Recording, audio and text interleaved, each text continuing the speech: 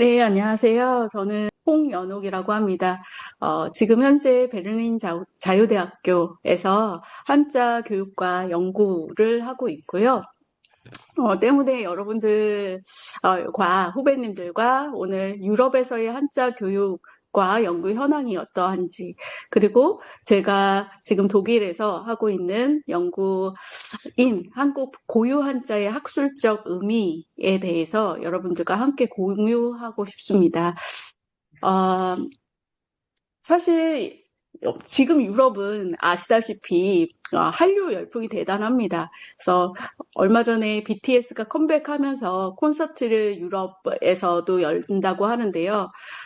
그 콘서트 티켓을 구하지 못해가지고 발을 동동 구르는 학생들을 보면 참 학생들에게 고맙기도 하고 또 한국인으로서 또 자랑스럽기도 하고 아, 참, 그 기분 좋은 나날을 독일에서 보내고 있습니다. 저는 굉장히 좀 운이 좋았다고도 생각을 하는 게, 제가 2002년도에 중국에서 유학 생활을 이제 처음 시작을 교환학생으로 가서 했었는데, 어, 그 당시 때 한류 일기였어요. 그래서 한류 일기는 동아시아 중심으로 이제 일본, 중국에서 한국 드라마가 인기를 얻게 되면서 한국에 이제 한류라는 단어도 새롭게 생기면서 한국 문화에 관심을 굉장히 갖게 된 시기였죠. 그 당시 저는 이제 한류 열풍으로 중국인들이 한국 드라마를 엄청 볼 때 제가 중국에 있었었는데 한국인이라고 하면 정말 막 환영을 받고 한국 친구라고 저를 이제 데려가면서 이제 중국 친구들에게 이제 자기 친구들에게 소개를 시켜주고 그렇게 환대를 받았었어요. 그런데 그러한 기분을 사실 제가 유럽에 어, 이제 살면서 요즘에도 좀 느끼고 있습니다. 그래서 한국 음식을 먹고 싶다고 이제 초대해서 같이 한국 음식을 만들어 보자 이런 제안도 많이 받고요. 예, 그리고 한국 학생들이 한국 문화 드라마에 관심을 갖는 걸 보면 참 제가 유학을 시작했던 20여 년 전에 중국의 모습이 떠오를 정도로 한류 열풍이 독일에서도 엄청납니다. 그래서 본격적으로 여러분들과 같이 공유하고 싶은 이제 내용을 소개해 드리면 언어와 문화의 관계성에 대해서 조금 여러분들과 공유를 하면서 한자가 언어와 문화의 관계성의 맥락에서 어떠한 의미를 갖는지에 관해서 말씀드리도록 하겠습니다. 다음으로는 한국에서의 한자 수용이 어떻게 진행이 되었는지에 대해서 말씀드리고 그리고 세 번째와 네 번째의 내용이 제가 본격적으로 여러분들과 공유하고 싶은 내용인데요. 유럽에서의 한자 교육과 연구가 어떻게 진행되고 있는지, 그리고 한국 고유 한자의 특징과 의미는 무엇인지에 관해서 이야기를 좀 나눠보겠습니다. 먼저 문화란 한 사회의 개인이나 인간 집단이 자연을 변화시켜온 물질적, 정신적 과정의 모든 것을 말합니다. 여기에는 의식주, 풍습, 종교, 학문, 예술, 제도 등등을 포함해서 언어 역시도 문화의 한 부분입니다. 그래서 언어와 문화의 관계를 보게 되면 언어의 문화는 당연히 반영되어 있습니다. 그리고 언어가 문화에 영향을 주기도 합니다. 언어와 문화는 이렇게 불가분의 관계를 가지고 있는데요. 훔볼트라는 학자는 언어, 특히 모국어는 인간의 사고를 제약하고 인간의 사회적, 경제적, 정치적, 문화적 삶에서 지대한 영향을 끼친다고 말한 바 있습니다. 그리고 인간이 세상을 이해하는 방식은 그가 사용하는 언어에 영향을 강하게 받는다라고 사피어 역시도 이야기를 했는데요. 이 그림을 한번 봐주시겠어요? 그래서 이 그림을 보게 되면 원숭이, 팬더, 바나나가 있습니다. 여러분은 이 둘 중에 그룹을 묶는다고 하면 원숭이와 팬더 또는 바나나 중에서 어떤 것을 한 그룹으로 묶고 싶으십니까? 저는 원숭이 하면 바나나가 떠오르거든요. 왜냐하면 이유를 묻는다면 원숭이는 바나나를 좋아하니까요. 이 질문을 제가 한자 수업을 하면서 항상 첫 시간에 이 이야기를 하거든요. 한자가 왜 한국 문화를 이해하는 데 있어서 중요할까를 설명하는 과정에서 이 그림을 자주 보여주는데 똑같은 질문을 했을 때 독일 학생들은 80% 이상이 원숭이와 팬더를 한 그룹으로 먹습니다. 그리고 저는 나는 바나나라고 생각했는데 라고 하면 정말 의아한 표정으로 묻거든요. 이유를요. 원숭이는 바나나를 좋아하니까요 라고 제가 답을 하면 정말 허탈한 듯이 웃습니다. 저의 의견에 동의하지 않는다는 뜻이요. 그리고 왜 팬더라고 생각하세요? 라고 제가 질문을 하면 원숭이와 팬더는 동물이잖아요. 동물이니까 한 카테고리로 묶을 수 있어요. 라고 답을 하거든요. 이러한 사고의 방식의 차이는 사실 저와 독일인 학생들 둘만의 차이점은 아니고요. 서양인과 동양인의 차이점이라고 합니다. 이 연구는 진행함에 있어서 이렇게 설명합니다. 서양인이 보는 세상은 각각의 객체가 모두 모여 집합을 이루고 있는 공간이고 동양인이 보는 세상은 하나로 연결된 거대한 장과 같은 공간입니다. 그렇기 때문에 서양인들은 객체라는 것을 굉장히 중요하게 여기고 동양인들은 이 세상을 이해할 때 객체와 객체 간의 관계성에 초점을 맞춰서 본다고 합니다. 따라서 언어에도 이러한 사고방식이 반영되어 있는데요. 서양인은 각각의 객체를 가리키는 명사를 중심으로 세상을 바라보고 동양인은 거대한 공간 속에서 일어나는 상호작용을 나타내는 동사를 중심으로 세상을 바라본다고 합니다. 따라서 서양 언어는 명사의 개수가 굉장히 많습니다. 그에 비해서 동양인은 명사의 개수는 적고 동사나 또는 형용사의 개수가 많습니다. 즉 이러한 동사나 형용사가 발달되어 있는 언어라고 볼 수 있습니다. 한국 표준 국어 대사전을 보면 밥으로 끝나는 단어와 김치로 끝나는 단어가 굉장히 많이 존재하는데요. 밥으로 끝나는 단어는 282개, 그리고 김치로 끝나는 단어는 74개가 존재합니다. 한국인들에게 밥은 굉장히 중요하죠. 그래서 안녕하세요? 식사하셨어요? 밥 먹었니?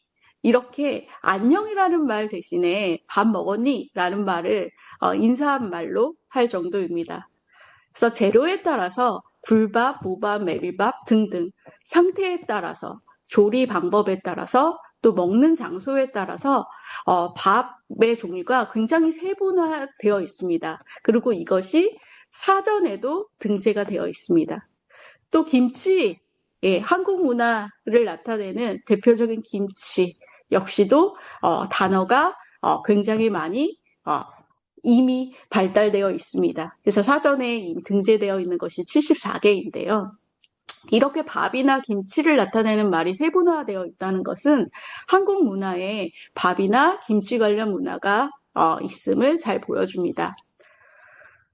그렇다면 한국 어휘에서 약 70%가 한자어라면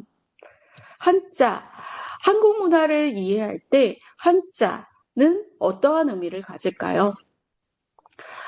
한자어, 외래어, 고유어가 혼합된 것까지 합하면 한국어 어휘에는 전체 어휘의 70%가 한자어라고 볼 수 있습니다.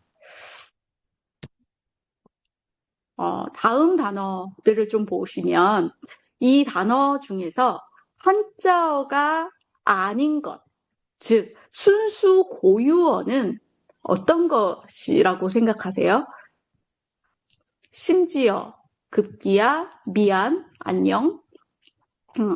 이러한 단어 중에서 한자어가 아닌 것 생각해 보셨나요? 네. 사실 이러한 단어들은 모두 한자어입니다. 여러분들이 그냥 미안합니다, 감사합니다, 안녕 이러한 자주 쓰는 인사말 그리고 자주 쓰는 말, 어휘 대부분이 사실은 한자로 구성되어 있는데요. 이 한자는 사실 우리 한국에 꽤 오래전부터 유입되었습니다. 그래서 한자가 중국으로부터 한국에 유입된 시기는 한사군이 설치된 시기부터인데요. 기원전 108년 전부터입니다. 이때부터 중국 문화의 전래가 본격적으로 이제 시작되면서 한자와 한자어가 한국 고유어 속에 들어오게 된 것이죠. 그래서 삼국시대 고구려 백제 신라의 기록들을 보면 사실 이 한국에서도 한자와 한문을 가리키는 그러한 교육 기관도 있었고요. 그러한 교육을 했다는 기록도 매우 상세하게 되어 있습니다. 이후 통일신라와 고려, 조선을 거치면서 한자는 점점 한국 문화에 깊숙이 스며들게 되었습니다. 그러면 한국어와 중국어, 여러분들 중국어에 대해서 이제 중국어과 학생들은 더 잘 알겠지만 굉장히 다르죠. 어순 역시도 다릅니다. 그런데 이렇게 다른 두 언어를 어떻게 공통된 written language인 한자로 표기했는지를 생각해 보면 서기체, 이두, 구결 방식을 활용해서 우리말을 한자로 표기했습니다. 서기체는 본래의 의미대로 한자를 사용하지만 우리말의 어순대로 배열한 그러한 문체를 말하는데요. 예를 들면 임신서기석에 하늘 앞에서 맹세한다 라는 말을 한자로 기록할 때 천전서라고 기록되어 있습니다. 이러한 방식이 이제 이두의 형태라고 볼 수 있는데요. 즉 한국어 어순대로 한자를 기록했다는 것이죠. 그래서 천전서라고 하면 하늘천, 앞전, 그리고 맹세할 서일 것입니다. 그래서 하늘 앞에서 맹세한다. 이렇게 한국어 어순대로 해당하는 한자 어휘를 배치시켜서 나타낸 것. 이게 이제 한국어를 한자를 이용해서 표기한 하나의 방식 중에 하나입니다. 그리고 원래의 한문 어순대로라면 서천전, 맹세한다, 동사가 먼저 나오고 그리고 천전, 하늘 앞에 이러한 어순이 원래 중국에서 쓰는 한문의 어순이었다면 한국에서는 이렇게 이두의 방식으로도 표기했습니다. 그리고 이두문이라는 것이 바로 이렇게 우리말 어순, 으로 표기한 것 중에 하나인데요. 이 이두문에는 토를 붙이기도 합니다. 예를 들면 원문은 배봉국, 봉국을 배반하다라는 뜻입니다. 그런데 이걸 이두문으로 한국인들은 한자를 사용해서 어떻게 나타냈냐면 봉국을 배반하고 라는 표현을 파란색 글씨로 보이는 새 을자를 사용해서 중국어에 없는 조사 을을 표현했고요. 그리고 위견, 발음이 비슷한 한자를 음자에서 하고라는 표현을 했습니다.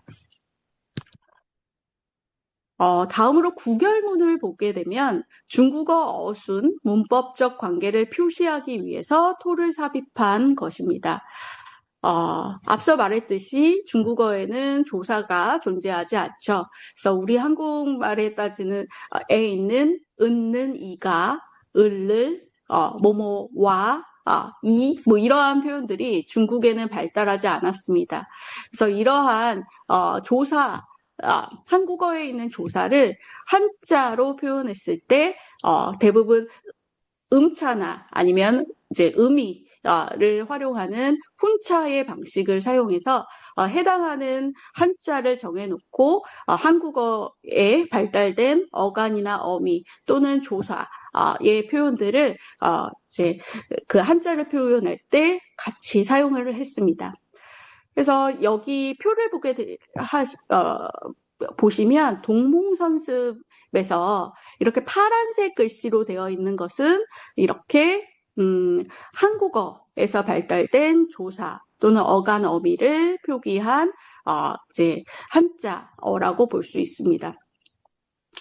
그래서 이러한 동문선습과 같은 예에서도 이제 볼 수 있듯이 사실은 이 구결문 같은 경우에서는 중국어 어순대로 쭉 원문은 표기하되 중국어에 없었던 조사 어간 어미만을 이제 한자로서 이제 표기해서 중국 원문을 공부하는데 학습하는 데 있어서 좀 더 자연스럽게 또는 암기하기 쉽게 암송하기 쉽게 하기 위해서 붙인 토들입니다. 그래서 이러한 이제 한문을 공부하기 위한 수단으로서 문법적 관계만을 한자로서 중간중간 넣은 그러한 문을 구결문이라고도 합니다.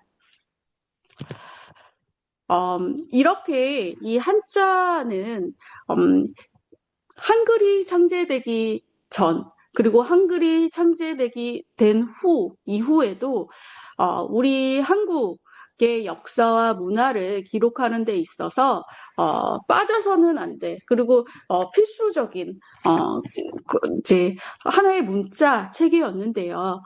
이러한 한자의 교육이 최근 들어서는 굉장히 약화되었습니다. 사실은 1차부터 5차 교육과정에서는 한문교과가 독립교과이자 필수 과목으로 존재해 왔습니다. 그래서 사실 공교육에서 이 한자를 가르쳐 왔고 때문에 저 역시도 중학교 그리고 고등학교 때까지 필수 과목으로 이제 한자 교육을 받았는데 6차 교육과정 이후부터 한문 과목이 선택 과목으로 전환하게 됩니다. 이렇게 선택 과목으로 전환하게 되면서 이제 한국에서 한자 교육이 지속적으로 또 구조적으로 축소되기 시작합니다. 이로 인해서 학생들의 이제 한자 접촉 기회가 급감하게 되면서 이제 한자어 중심의 한국어 어휘 이해력 저하가 우려되는 상황에까지 이르렀습니다. 때문에 최근에는 대학에서도 한문학 전공자의 수가 급격히 줄어들었고 때문에 한문학과들이 통폐합되거나 아니면 점점 사라지는 그러한 노선을 겪고 있기도 합니다.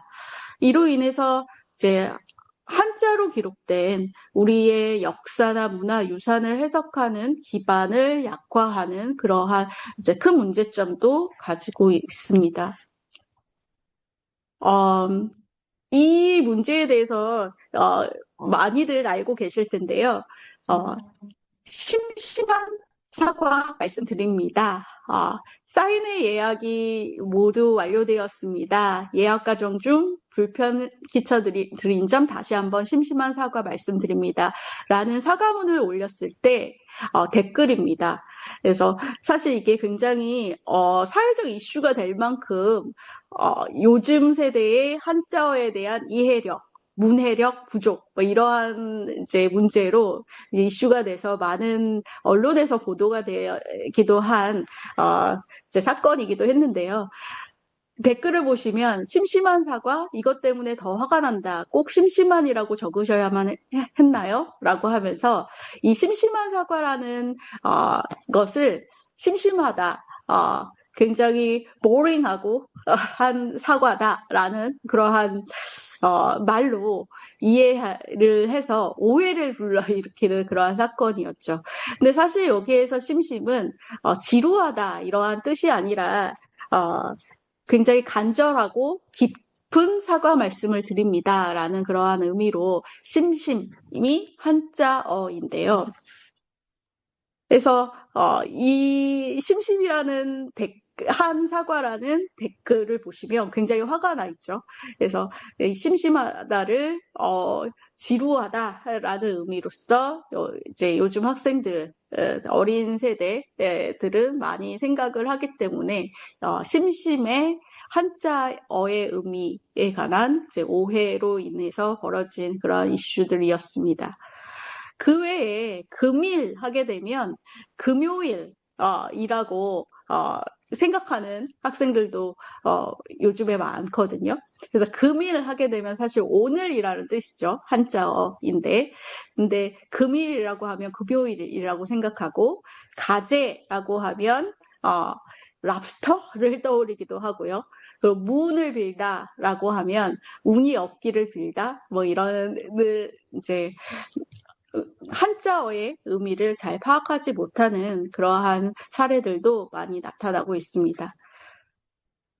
이건 대학생들에게 대한민국을 한자로 써보세요라고 했을 때 사실 대한민국을 한자로 쓸 수 있는 학생이 굉장히 요즘에는 찾기 힘듭니다.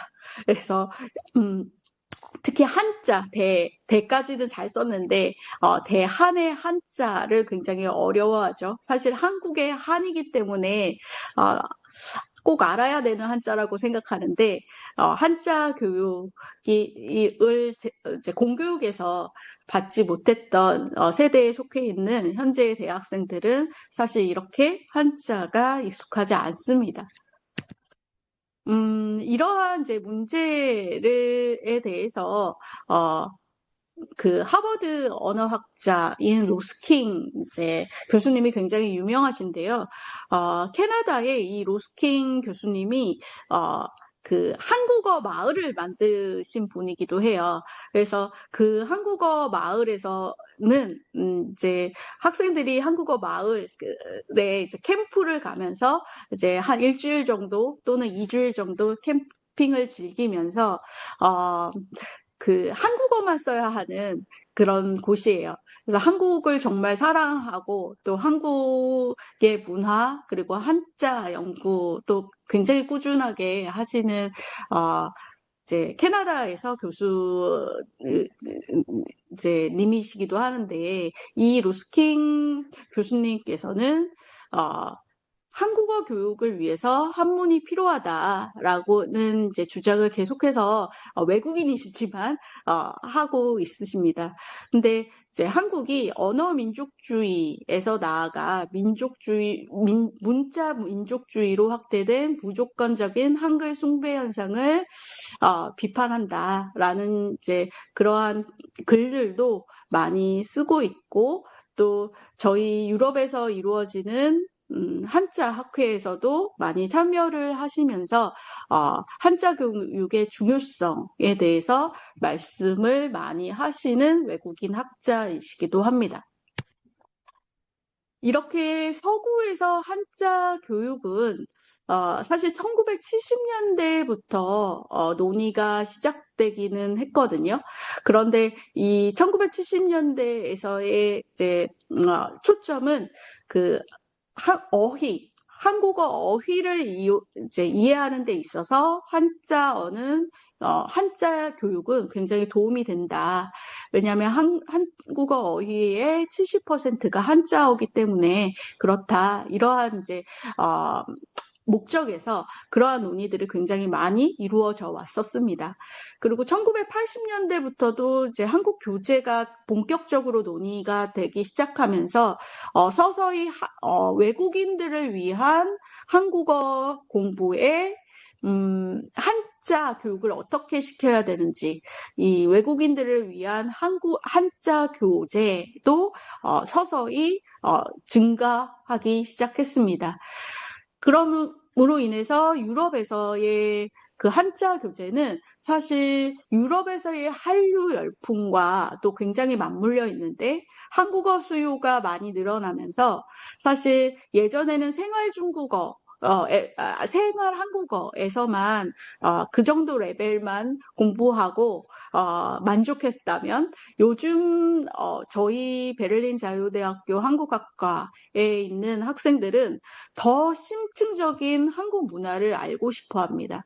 그래서 그런 심층적인 문화를 알 때 사실 한자에 대한 이해가 없으면 항상 한계에 부딪히기 마련이거든요. 그래서 그러한 한계들을 많이 느낀 이제 학생들이 한자 공부에 굉장히 관심을 가지고 있습니다. 그래서 독일의 한국학과를 좀 보시면 한국학과가 설치되어 있는 대학은 총 6개인데요. 독립학과로 존재하는 대학은 3개입니다. 제가 있는 베를린 자유대학교도 한국학과가 독립학과로서 설치되어 있습니다. 그리고 보훔대학교, 티빙헨대학교가 있고요. 나머지 3개의 대학은 그 복수 전공이나 아니면 타 학과에 소속되어 있는데 한국어 강의가 개설이 됩니다. 그래서 함부르크 대학교나 프랑크푸르트 대학교, 괴테 대학교, 그 본대학교 이렇게 총 6개입니다. 학생 수 변화 추이를 보게 되면 2000년대 초반에는 독일 전역의 한국학 전공 학생 수가 약 30명밖에 되지 않았습니다. 그런데 최근 한류의 열풍으로 유럽에서 한국어를 배우고 또 한국 문화를 본격적으로 전공으로서 공부하고 싶은 학생들이 늘어나게 되면서 한국학과가 설치된 6개 대학 전체에서 한국학 신입생 수가 연간 300명 이상입니다. 제가 재직하고 있는 베를린 자유대학교도 한국학과에 매년 신입생이 50여 명이 들어옵니다. 그래서 꽤 큰 학과로서 성장이 되었습니다. 그래서 말씀드렸듯이 학생들의 학습 목표도 굉장히 다양화되고 있는데요. 그래서 한국어 능력이 향상뿐만 아니라 한국 역사와 문화 그리고 사상, 철학적인 부분까지도 굉장히 궁금해합니다. 때문에 이러한 한국의 문화를 이해하기 위해서 한자와 한문 학습을 하고 싶어하는 한국학과 전공자들이 매우 늘어나고 있습니다. 특히 독일 사회에서는 라틴어를 공부하는 것을 굉장히 당연하게 생각하거든요. 그 이유는 그 라틴어는 독일어의 기원이 된다라고도 생각을 하기 때문에 고전과 기원을 굉장히 중시하는 풍토가 있는 독일 사회에서는 이 라틴어가 그 동아시아의 한자와 비슷한 지위를 차지하면서 이 라틴어 학습을 굉장히 중요하게 여겨요. 그래서 때문에 한국학과에 재학 중인 독일 학생들도 이 한자를 본인들의 라틴어 학습과 비슷하게 기원 그리고 고전을 이해하기 위해서 반드시 필요한 하나의 학습이라고 생각하는 그러한 분위기가 갈수록 커지고 있습니다. 그래서 라틴어가 유럽 사회에 미친 영향처럼 한자도 동아시아에서 중요한 역할을 했다라는 인식을 학생들 자체가 가지고 있습니다. 그래서 독일 주요 대학의 한국학 전공 한자 교육을 살펴보면요. 한자 및 한문 수업 개설이 되어 있는 대학이 보훔대학교, 베를린 자유대학교, 프랑크푸르트 대학교, 본대학교, 티빙헨 대학교 이렇게 있는데요. 이 학교들은 한국학 전공 학생들에게 거의 필수 과목으로서 한자 교육을 제공하고 있습니다.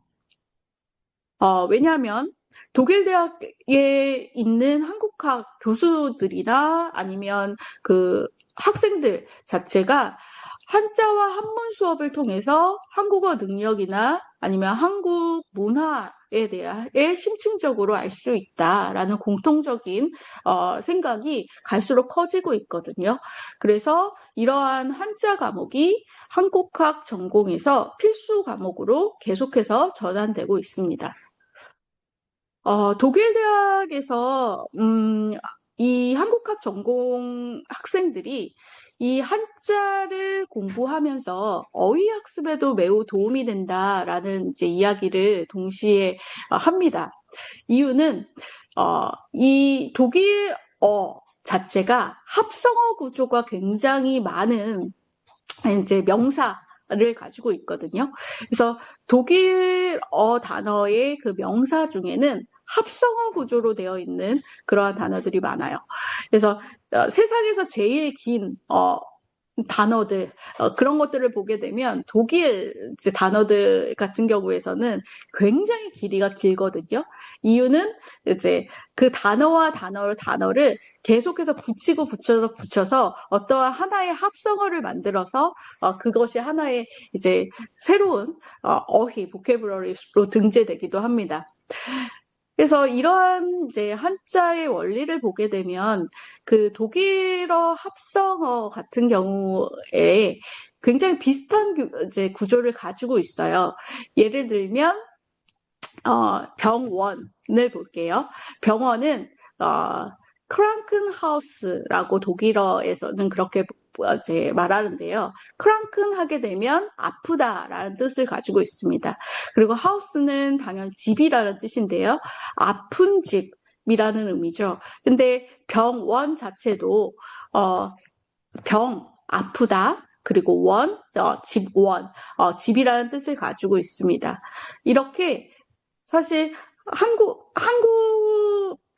어휘를 학습할 때 한자를 하나하나씩 이 한자는 어떠한 의미를 가지고 이 한자는 어떠한 의미를 가지는지를 공부하게 되면서 본인들이 새로운 어휘를 접했을 때 이 의미가 어떠한 의미인지 추측 가능하다라는 그러한 이제 피드백을 받았고요. 그리고 실제로 학생들이 한자 공부를 통해서 그 고급 한국어 어휘들을 이제 학습하는데 굉장히 많이 활용을 하고 있습니다. 근데 그렇게 하나하나씩 의미소로 이제 쪼개서 그것을 하나의 합성으로서 보고 의미를 추측하는 이러한 훈련들이 사실 독일어 어휘에서도 굉장히 그런 것들이 익숙하기 때문에 특히 독일 학생들에게 한국어 학습을 한자를 통해서 어휘를 어휘 실력을 늘리는 그러한 것들이 학생들에게는 어색하지 않은 것 같아요. 그래서 그러한 이제 것을 통해서 어휘의 한자 학습을 이제 이용하기도 합니다. 그런데 사실 이렇게 독일에서 한자 교육과 한자 연구가 최근 들어서 이렇게 주목을 받고 그리고 학생들이 본인들의 이제 한국어 학습에 한자를 이제 많이 활용하기도 하고 하는 것은 사실 불과 몇 년 전 이렇게부터 시작된 것이라고 생각을 합니다. 그래서 그렇게 역사가 10년이 채 되지 않는다고 생각을 하는데요. 사실 그 이전에는 한국어를 배울 때 이 한자라는 것 교육을 많이 다루지는 않았어요. 그리고 한국 한자가 서양의 연구에서 라이팅 시스템 연구에서 주목 역시도 받지 못했습니다. 그래서 한국의 라이팅 시스템 관한 연구는 사실 한글만이 연구 대상인 경우가 굉장히 많았습니다. 그래서 한국, 중국, 일본의 라이팅 시스템을 비교한 연구가 서양에서도 굉장히 많이 다뤄졌는데요. 꽤 많은 연구에서 한국은 한글만이 연구 대상이었습니다. 그러면 한글이 창제되기 전에는 한국의 라이팅 시스템은 어땠는가? 이렇게, 이제 그 부분에 대해서 서술하는 부분에 있어서는 한국은 중국에서 사용하던 한자를 그대로 차용해서 사용했다고 인식했습니다. 그러니까 한글 창제 이전에는 한국이 독자적인 문자 체계가 없었기 때문에 중국에서 한자를 빌려서 본인들의 역사나 문화를 기록했다. 이렇게 연구하고 또는 그렇게 학습해 왔습니다. 따라서 이 한국이 이 한자를 어떻게 변형하고 또 그것을 한국어에 맞게 생성해 왔는지에 대한 연구가 굉장히 현저히 부족한 것이 사실입니다. 이렇게 서양의 한국 문자 인식 형성 배경이 한글 중심의 포커스가 되어 있는 이유는 국외적인 요인과 국내적인 요인을 분석해 볼 수 있습니다. 사실 19세기 후반 개항을 통해서 한국이 서구에 본격적으로 이제 소개가 되기 시작했는데 이 시기가 동아시아 전반에서 한자의 문화적 권위가 약화되는 전환기였습니다. 한국 역시 공식 문자 체계가 한글 중심으로 이동하는 과정에 있었기 때문에 이 서구 연구자들, 특히 이 당시 한국에 대해서 접했던 선교사나 외교관들은 이러한 전환기 상황 속에서 한국을 관찰할 수밖에 없었겠죠. 그래서 결과적으로 한글을 한국의 대표 문자로 규정하는 인식을 형성하게 했습니다. 국내적인 요인 역시도 이 서양의 한국 문자 인식 형성 배경에 이제 영향을 끼쳤는데요. 한국 내부에서도 이 시기는 중국과의 거리두기, 또 식민지를 거치면서 민족 정체성을 강조하기 위해서 한글이 한국 고유 문화의 상징으로 부각되기 시작합니다. 그래서 그 결과 한자를 의도적으로 한국 국내에서도 멀리하고 대신에 한글이 한국 고유 문화다라고 하면서 굉장히 이제 부각시키는 그러한 이제 문화가 이루어졌을 때 이 서양이 한국에 대해서 처음 접하게 되고 또 한국 라이팅 시스템에 대해서 관심을 갖게 시작한 것입니다. 그래서 한자의 역사적 중요성이 사실 이 서양에서는 굉장히 부족하고 한글만이 주목을 받고 있는 것이 사실이기도 합니다. 따라서 한국 한자의 특수성에 대한 연구가 부족합니다. 서양의 연구에서는 대부분 이렇게 세 가지 종류로 한자를 분류하거든요. 첫 번째는 번체자입니다. 그래서 traditional character라고 해서 번체자, 간체자를 쓰기 전에 중국에서 사용했던 번체자의 모습. 이것은 한국이나 대만이나 홍콩이나 마카오, 예전 일본이 약자를 사용하기 전에 사용했다. 이들은 문자가 없었기 때문에 그대로 한국에서는 그대로 중국의 예전에 간략화되기 전, 간체자 이전의 번체자의 형태를 그대로 사용했다. 이렇게 분석을 많이 하고요. 예, 이후에 이제 Chinese simplified character라고 해서 간체자 그리고 일본의 약자 이렇게 구분을 합니다. 그러니까 서양의 연구에서는 사실은 일본 한자와 중국 한자의 차이점에 대해서는 굉장한 많은 연구를 하고 있어요.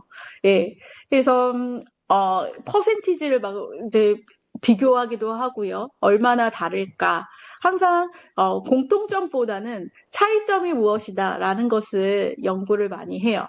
그래서 일본 학자를 비롯해서 일본 한자에 대해서 연구하는 서양인들은 일본이 이제 중국에서 한자를 수용하고 어떻게 일본 문화를 반영하면서 변형시키고 또 생성했는지 고유한 일본 한자는 무엇인가라는 것을 굉장히 주목하면서 연구해 왔습니다.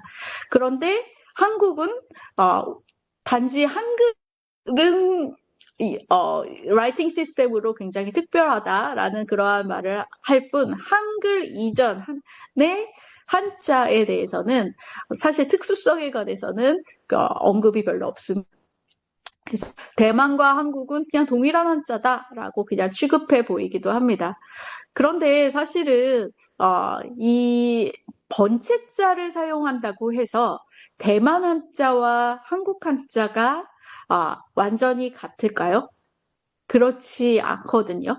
그래서 사실 이 자형 역시도 각국의 문화를 반영하는 요소이기 때문에 다 수용한 이후에 변형하고 또 새롭게 생성하는 그런 과정에서 약간의 차이들이 계속해서 존재해 옵니다.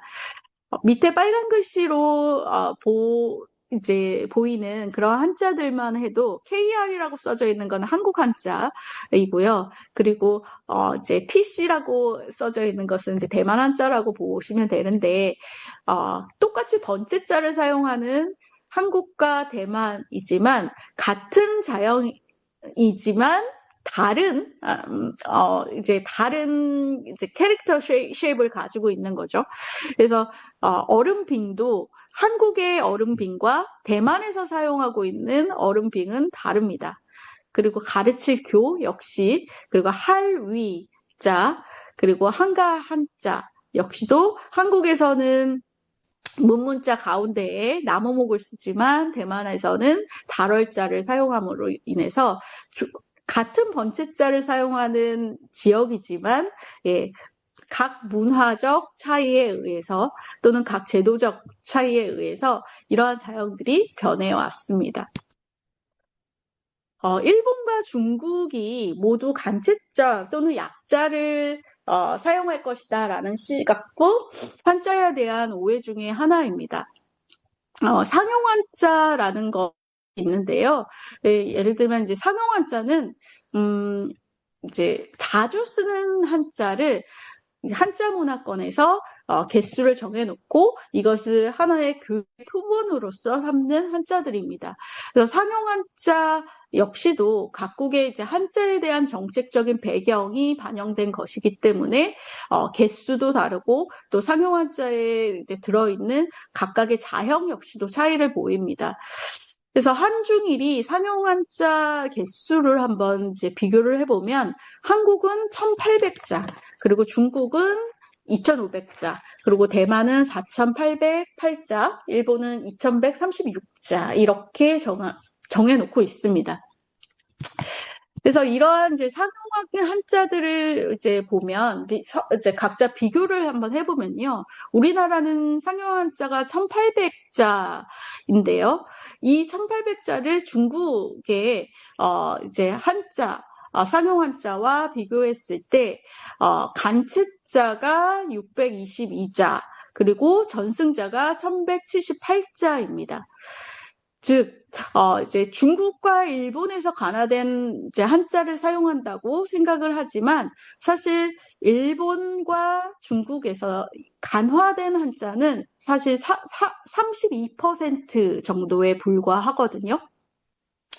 나머지 68% 정도는 번체자 원래의 형태를 일본, 중국 대륙에서 사용합니다. 그렇다면 이러한 번체자의 형태, 한국, 중국이 모두 같을까요? 그렇지 않다는 겁니다.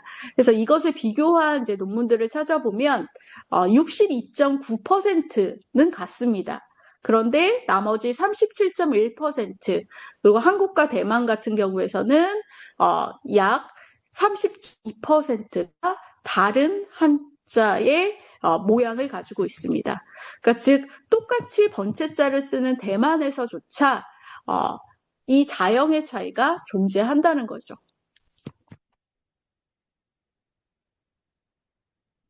자형의 비교를 한번 해보면요, 할위자와 맑을 청자의 한국, 중국, 대만, 일본에서 사용하고 있는 이제 한자를 비교해 보겠습니다.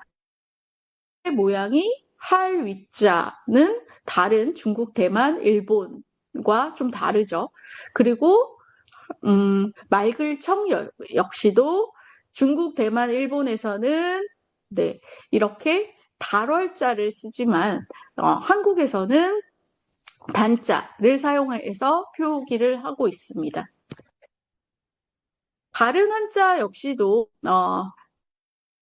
그리고 강할 강자, 읽었자, 닫겠자, 가르칠 글자, 그리고 안내자를 이제 비교를 해보면 이 대만과 중국에서 사용되는 한자와 조금씩 다 차이를 보이는 것을 알 수 있습니다. 역시 다르한 이 애들도 이제 찾아보시면 알겠는데요. 그래서 한 30% 정도의 자형 차이가 존재한다라고 말씀드릴 수 있을 것 같습니다. 물론 아주 크지는 않지만 이렇게 각국에서 사용이 되면서 굳어진 이러한 문자 자형의 체계가 조금씩 이러한 번체자를 사용하고 있는 대만과도 차이를 보인다라는 것을 좀 기억해 두셨으면 좋겠습니다. 그리고 한국 고유 한자 연구가 부족하다라는 것도 서양의 한국 한자 선행 연구의 한계점이라고 볼 수 있는데요. 고유 한자라고 하면 중국에는 존재하지 않는 한국에서만 있는 한자입니다. 그래서 한국에서 한자를 수용했지만 문화 또는 한국 어휘를 표현하기 위해서 어쩔 수 없이 필요에 의해서 만들어낸 한자들이라고 볼 수 있는 것이죠. 여러분들이 익히 알고 있을 법한 논답자 역시도 중국에는 존재하지 않습니다. 중국과 또는 일본에서 사용하지 않는 한국에만 있었던 한자입니다. 그래서 한국 고유 한자가 논답이 있고요. 그리고 대구, 생선 대구 아시죠? 그래서 대구를 나타내는 대구 화자 그러니까 역시도 한국에만 존재하는 고유 한자입니다. 그래서 문바람 팽자, 시집 시자, 그리고 땅 이름 곱자, 까치 갈자, 땅 이름 갈자, 그리고 오른쪽에 나와 있는 이러한 한자들이 다 한국에만 존재하는 고유 한자입니다. 그러니까 중국에서 한자를 수용했지만 한국에서도 이 한자를 만들어내기도 했다라는 것이죠. 그리고 종성이 발달되어 있지 않은 중국어. 하지만 한국어는 종성이 굉장히 다양하게 발달되어 있죠. 그래서 종성을 표기하기 위해서 이제 한국어 발음에 종성이 있는, 받침이 있는 발음을 하기 위해서 새로운 한자들 역시도 이렇게 만들어냈습니다. 그래서 니은 받침으로 이제 시작되는 한자를 은자에서 그 은을 간략하게 한 기호를 사용해서 저렇게 니은 받침을 만들기도 했고요. 이두 표현에서도 봤지만 을을 나타내는 기능 말고도 또 리을 받침을 나타내는 기능을 해서 기존에 있었던 한자 밑에다가 이렇게 받침 기능을 하는 한자를 넣어서 한국어 표기, 한국어 사운드를 표기할 때 이렇게 한국 고유의 한자를 이제 만들어내기도 했습니다. 그래서 한글 창제 이후에 나타낸 한자들 역시도 이제 조선시대 이후에 등장을 하는데요. 한자와 한글이 이제 조합되어 있는 거죠. 그래서 예를 들면 더할 가에다가 기역, 받침으로 기역을 붙이게 되면 각이라는 한자, 고유 한자가 생성이 되었습니다. 그리고 콩 두자에다가 니은 받침을 이제 종성으로 두게 되면 둔이라는 한자를 나타낼 수 있었고요. 그리고 가에다가 을자를 붙이면 이제 리을 받침을 나타내서 갈이라는 이제 한자가 됐고, 늙을 노자에 미음 받침을 붙이게 되면 놈이라는 한자를 만들어냈습니다. 이렇게 이제 종성이 이제 발달하지 않았던, 아니 종성이 점점 쇠퇴가 되어서 이제 그 한자로서 표기하기에 어려웠던 한국 이제 그런 특징, 한국어 사운드의 특징을 반영해서 이렇게 받침을 나타내는 그런 한자들이 많이 이제 생성이 됐었습니다. 그래서 임꺽정이라는 이제 한자를 나타냈을 때도 꺽이라는 표현을 이렇게 새롭게 만들어낸 거에다가 기역을 나타내는 꺽을 나타내서 고유 한자를 사용해서 이제 임꺽정이라는 이름을 나타내기도 했습니다. 이렇게 한국 고유 한자는 신라 초기에 국호나 왕호, 왕명 또는 관직명, 인명 등이 고유어로 불리던 것이 신라 중기에 이르러서 주로 지배계급이나 한학자들에 의하여 차차 한자로 바뀌게 됩니다. 그래서 사실 이 신라 시대 이후에 왕권을 강화시키기 위해서 이 한자라는 이 문자를 활용을 했는데요. 이 한자는 권력을 유지하는 수단이기도 했고 또 통치의 수단이기도 했습니다. 그래서 이 상류 계급에서는 본인들의 권위의식을 나타내기 위해서 이 한자를 적절하게 활용했는데 본인들의 이름도 한자를 사용해서 이제 바꾸게 됩니다. 그래서 한자어 인명이 상류 계급에서 이제 많이 등장하게 됩니다. 그때 본인들의 원래 고유어 발음을 나타내기 위해서 앞서 말씀드렸던 그렇게 종성을 이제 반영한 그런 고유 한자들을 많이 이제 생성하게 되었습니다. 관직명 역시도 나타내는 고유 한자들이 많이 발달되어 있는데요. 경덕왕의 개혁에서 이제 그 고유어 관직명을 중국식으로 고쳐라 라는 것이 있었습니다. 그 이유는 사실 그 당시 때 당나라는 굉장히 발전된 나라였습니다.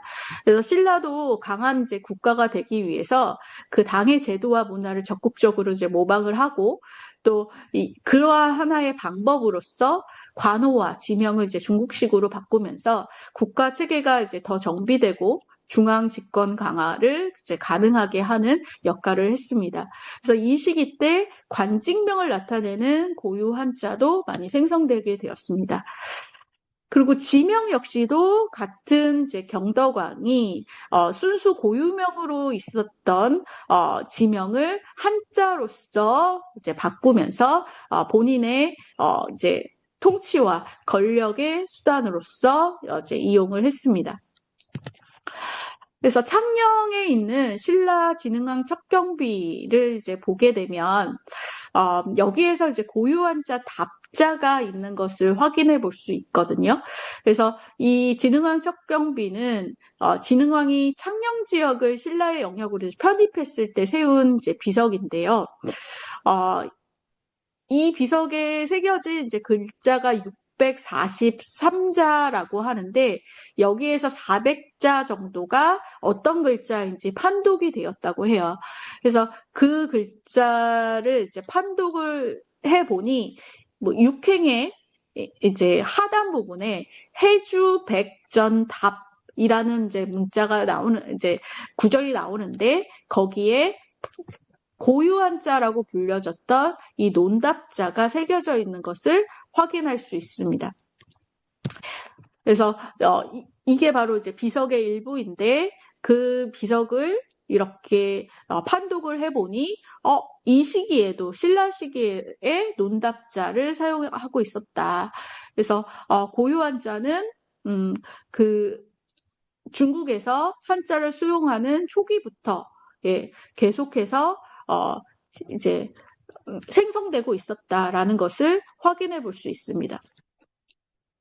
또 하나의 증거로서 신라인이 쓴 토지 문서가 발견이 되었는데요. 이 목간 속에서도 이 빨간 부분으로 제가 표기한 것을 이제 볼 수 있듯이 논답자가 써져 있습니다. 그래서 중국에서 사용되지 않았던 이런 한자를 이제 한국이 한자를 수용했지만 한국만의 그러한 한자의 형태를 만들어서 사용하고 있었던 것이죠. 그래서 한국 한자는 이제 자전으로도 이제 만들어져 있는데요.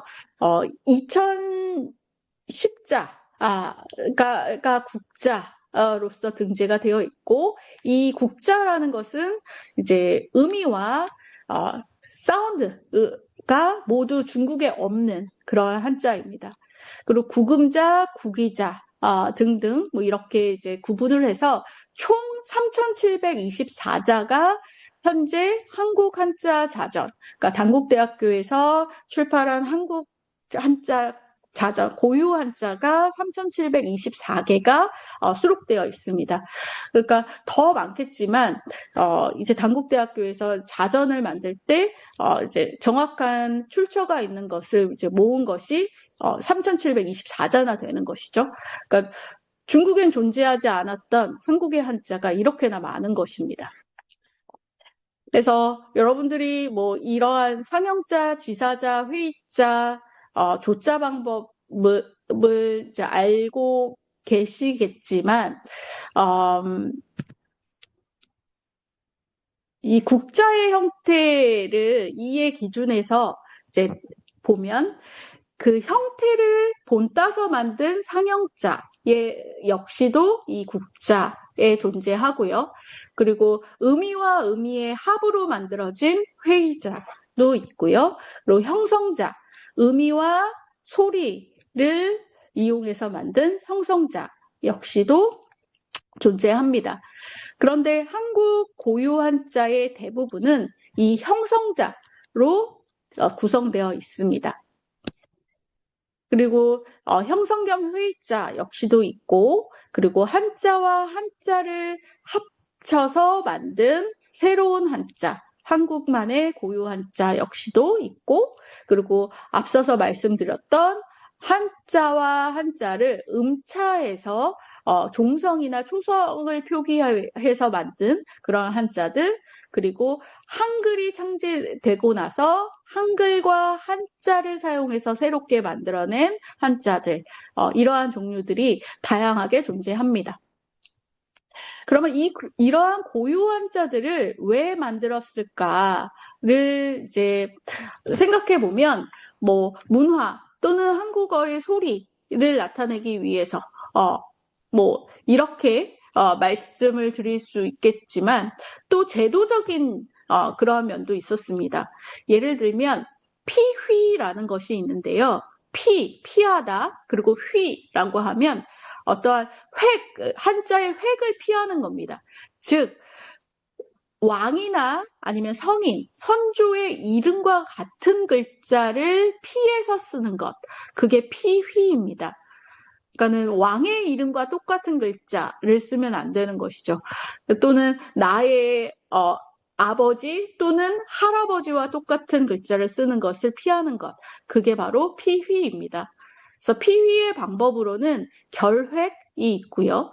결획은 피휘해야 할 한자에 이제 그 하나의 획을 빼는 겁니다. 여기 보시면 현엽인데요. 그래서 현엽은 이제 강희제의 이름인데, 이 중국의 황제의 이름을 한국에서도 사용하는 것을 피했습니다. 그래서 이 현자를 이제 피휘하기 위해서 원래의 형태에서 한 획을 빼서 다음과 같이 이제 표기도 했고요. 그리고 엽에서도 획을 빼서 원래의 형태와 다른 형태로서 사용하기도 했습니다. 이러한 것들이 결획이라면 대자 또는 개자처럼 피해야 할 글자를 다른 한자로서 대체하는 것, 그러한 방식을 사용하기도 했습니다. 그리고 공자라고 해서 피해야 할 한자를 공란으로 비워두는 것, 그러한 방식이 있었었는데요.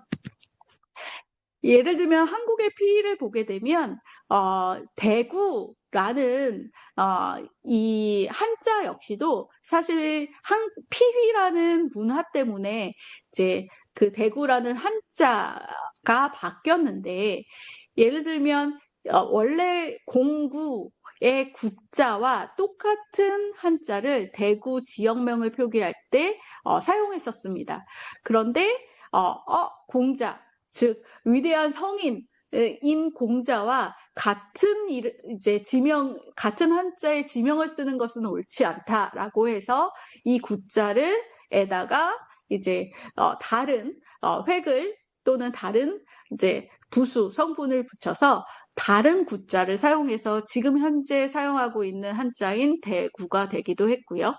그리고 경복궁 세 개의 문 가운데 중문의 원래 이름이었던 홍례문 역시도 이제 흥례문으로 이제 바뀌게 됩니다. 그래서 왜냐하면 청해 공융제 이름인 홍려에서 그 홍자를 똑같이 쓰면 안 된다라고 해서 홍례문을 홍자를 흥으로 바꾼 케이스입니다.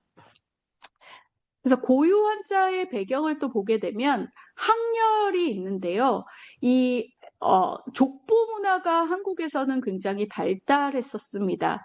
그래서 이 족보를 사용할 때 이제 돌림자, 항렬을 사용해서 이제 각 세대 그 혈족끼리 공유하는 일임자를 사용하게 됐는데, 그 항렬자를 만들 때 새로운 고유 한자들이 많이 탄생했습니다.